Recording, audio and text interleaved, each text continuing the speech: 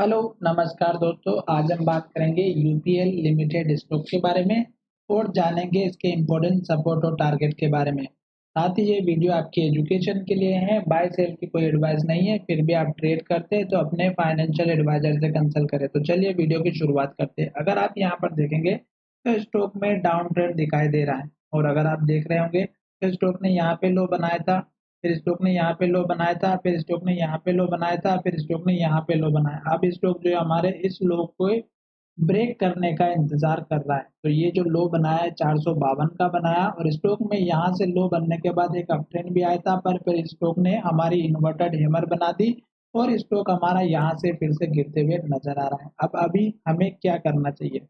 अभी अगर आप मेरे अकॉर्डिंग देखते हैं तो स्टॉक में केवल और केवल जब तक स्टॉक में रेड कैंडल बन रहा है और लो बन रहा है तब तक हमें वेट करना चाहिए। क्यों? क्योंकि स्टॉक में ये जो सपोर्ट लेवल है ये अगर आप देखेंगे तो हमारा लगभग लगभग बना हुआ है 453 के। तो हम मैक्सिमम से मैक्सिमम 452 का, तो 52-53 तक का एटलीस्ट वेट करना चाहिए।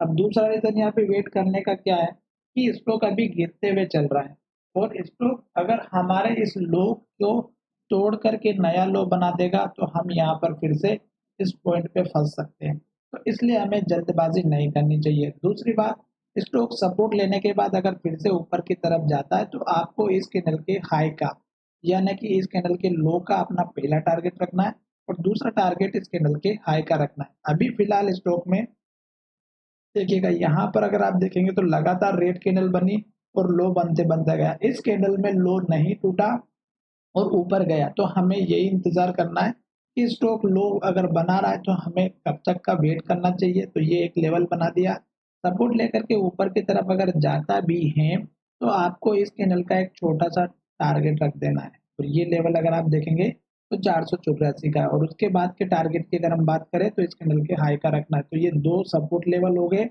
एक सपोर्ट लेवल हो गया और दो हमारे टारगेट हो गए। अब हमें क्या करना है कि अगर आप देखेंगे तो हमारा स्टॉक लगातार डाउन ट्रेंड को फॉलो कर रहा है, तो हमें भी क्या करना चाहिए? डाउन ट्रेंड के साथ में काम करना चाहिए। अप ट्रेंड की बिल्कुल भी बात नहीं करनी चाहिए। साथ ही अगर आप यहाँ पर देखेंगे तो ये स्टॉक जो है हमारे ट्रेंड लाइन को फॉलो करते हुए नीचे की तरफ जा रहा है। जैसा कि आप यहाँ पर देखेंगे ये वाली लाइन, तो ये लाइन को फॉलो करते करते नीचे की तरफ जा रहा है। तो हमें इसी के सारे सारे स्टॉक को नीचे की तरफ जाते हुए नजर आ रहा है, तो हमें भी वेट करना चाहिए। जल्दबाजी बिल्कुल नहीं करनी चाहिए क्योंकि अगर आप स्टॉक में गलत टाइम पे एंट्री लोगे तो फंस भी सकते हो। और हमारा भी चार्ट के माध्यम से अगर देखा जाए तो स्टॉक नीचे जा रहा है तो हमें वेट करने के अलावा कुछ नहीं करना चाहिए।